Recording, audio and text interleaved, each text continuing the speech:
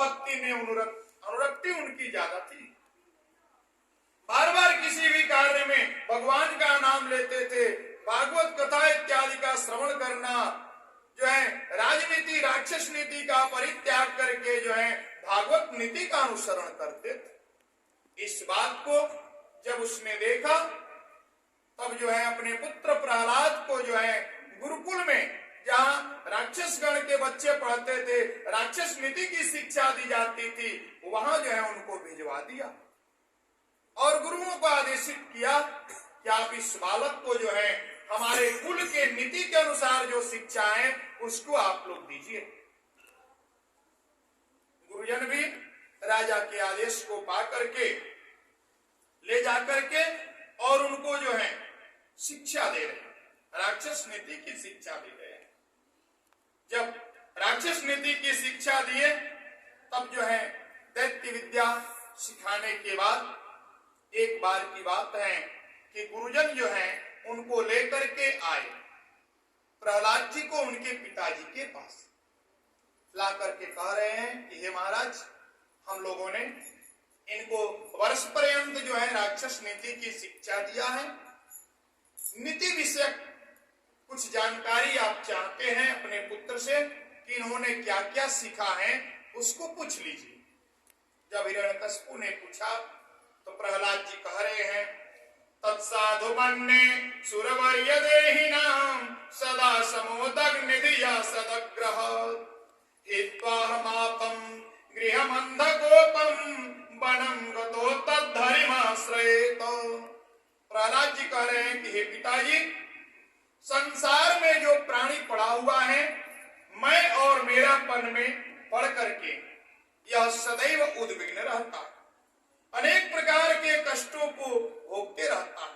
इसलिए प्राणी के लिए सबसे श्रेयस्कर उत्तम उपाय यह है कि गृह का परित्याग करके जंगल की ओर चला जाए और जंगल में जा करके श्री हरि का शरण पकड़े, भगवान के भगवत भक्ति में अपने आप को अनुरक्त कर दे, भगवान के भजन में स्वयं को लगा दे। यही जो है मानव जीवन के लिए उत्तम धर्म है। जैसे उसके पिताजी इस बात को सुनते तुरंत क्रोधित हो जाते हैं और क्रोधित होकर के आचार्यों से कहते हैं कि आप लोगों ने इसको कौन सी शिक्षा दिया? हमने अपने कुल के अनुसार, अपने राज्य नीति के अनुसार शिक्षा देने के लिए कहा था, आप लोगों ने इसको कौन सी शिक्षा दी? पुनः ले जाकर के इसको शिक्षित करिए जिसमें राक्षस नीति का ज्ञान हो। आचार्यगण पुनः प्रहलाद जी को लेकर के पहुंचते हैं। अब पहले तो प्रहलाद जी जो बताते थे गुरुजन उसको नहीं सुनते थे, अपने मन से भगवान के चरित्र जिसमें वर्णन है उन पुस्तकों को, उन ज्ञान को ग्रहण करते थे। बच्चे अन्य हैं, उनको भी धीरे धीरे श्रीहरि की बातें बताने लगे। एक जगह उनको एकत्रित कर लेते थे और भगवान के विषय में उनको बताने लगते थे। वो बच्चे जो राक्षस नीति का ज्ञान ग्रहण किए रहते थे उस ज्ञान को भुला देते थे और प्रहलाद जी की बताई हुई बातों को बड़े प्रेम से ध्यान से सुनते थे। प्रहलाद जी कहते हैं कौमारम आचरित प्राज्ञो धर्मान् भागवतान्यः दुर्लभम मानुषम जन्मम तदप्यधर्ममर्थदम। प्रहलाद जी कहते हैं कि हे कुमारों, बाल्यकाल में ही मनुष्य को चाहिए कि भगवत भक्ति का आश्रय ग्रहण करे। कौमारम आचरित प्राज्ञो, कुमार अवस्था में ही आप भगवान के भजन में लग जाइए, परम भागवत भक्त बन करके भगवान विष्णु के चरण की सेवा में लग जाइए, क्योंकि दुर्लभम मानुषम जन्मम, मनुष्य जन्म लेना परम दुर्लभ है। आप लोग मनुष्य जन्म लिए हैं, इसलिए अभी से हम कह रहे हैं कि आप भगवान के भक्ति में लग जाइए, भगवान के चरणों में अपना अनुराग बढ़ाइए। आगे कह रहे हैं शैशवे व्यस्त विद्यानां यौवने विषयैषिणां वार्धके मुनिवृत्तानां योगान्ते तनुत्यजाम। विद्यार्थी काल में कहा गया है कि जब जो गुरुकुल में बच्चे रहे तो शैशवे व्यस्त विद्यानां, जब शैशव अवस्था में रहे परास्त होना चाहिए।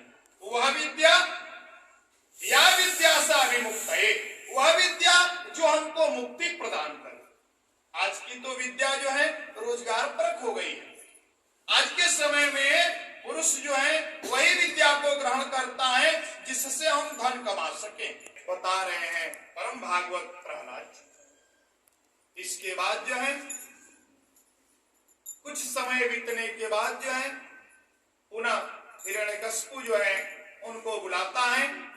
बुलाने के बाद जो है अनेक प्रकार की बातें पूछता है, लेकिन कोई समस्या का हल नहीं निकला। लाख प्रयास करने के बाद भी जिसके हृदय में भगवान श्री हरि विराजमान है उसको अन्य चीजें अच्छी लग ही नहीं सकती है। नाना प्रकार के पुराणों का नीति का ज्ञान दिया गुरुओं ने, सब व्यर्थ गया। जो भी बातें होती हैं उसमें श्री हरि की परिचर्या सुना रहे।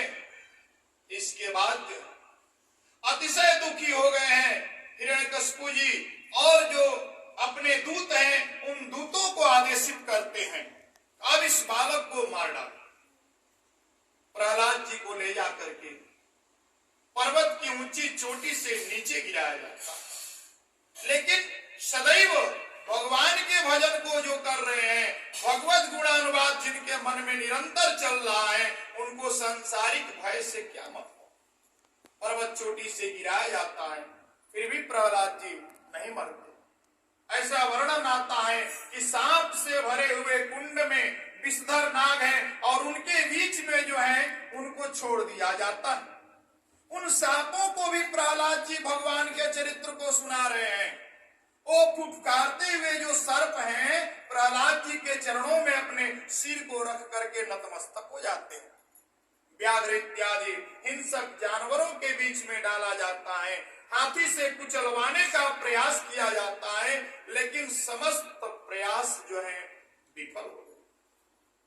अंतिम समय में अपने पिता के अनेक प्रकार के कष्ट देने की बात से प्रहलाद जी के ऊपर कोई फर्क नहीं पड़ा। तब जो है हिरण्यकशिपु की एक बहन है होलिका, वह आती है, कहती है कि हे भ्राताश्री, मैंने सुना है कि आपने अनेक प्रकार के प्रयास किया, लेकिन मुझे लगता है कि आपके दूतों ने जो भी प्रयास किया है हो सकता है वह छोटा बालक है, दयावश उन लोगों ने पर्वत से न गिराया हो, दयावश जो है सर्प के बीच में न छोड़ा हो। इसलिए मैं चाहती हूं कि मैं स्वयं लेकर के इसको बैठ करके अग्नि में जलाऊंगी, और यह कार्य जो है समस्त नगरवासियों के सामने और आपके सामने होगा। लेकिन इसके लिए जो है अग्नि देवता ने होलिका को वरदान दिया था। कभी कभी जो है परमात्मा के द्वारा मिला हुआ वरदान भी अभिशाप बन जाता है जब उसका हम दुरुपयोग करने लगते हैं। होलिका प्रहलाद जी को लेकर के अग्नि की ज्वाला प्रज्वलित हो रही है और उसमें ले जाकर के प्रहलाद जी को लेकर के बैठ गई। इसके बाद अग्नि देवता ने वरदान तो दिया था, लेकिन वह वरदान वह भाव हो गया जब प्रहलाद जी को परम भागवत भक्त को मारने की प्रवृत्ति हो गई तो अग्नि देवता ने अपना वरदान वापस करके जो है होलिका को जला दिया और प्रहलाद जी बचे। भगवान की कृपा से भगवान के 12 अक्षर मंत्र का जप कर रहे थे और जितने दूर में उनका शरीर था ऐसा लग रहा था कि वह शीतल कुंड की तरह जो है एकदम शीतल हो गया था, अग्नि का प्रभाव उस पर नहीं गया।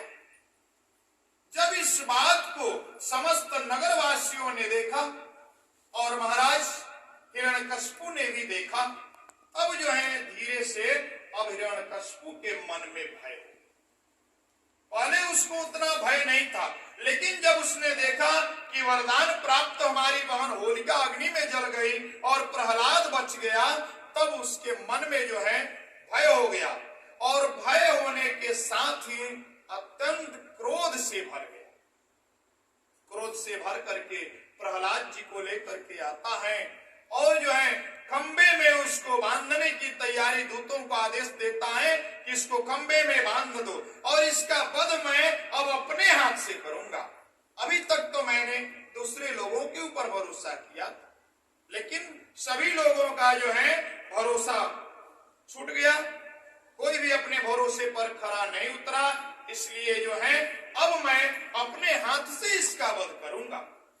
ऐसा कह करके तुरंत जो है म्यान से तलवार निकालता है और जैसे ही प्रहलाद जी को मारने के लिए उद्यत होता है, तुरंत वह खंभ जो है फट जाता है और उसमें से भगवान नृसिंह का प्रादुर्भाव होता है। बोलिए नृसिंह भगवान की जय। भगवान नृसिंह को जैसे देखता है हिरण्यकश्यप, तुरंत तलवार लेकर के प्रभु की ओर दौड़ता है। भगवान इस चीज को जानते थे, झट से जो है उसको पकड़ लेते हैं और पकड़ करके दरवाजे पर अपने पैर के ऊपर जो है उसको लिटा देते हैं।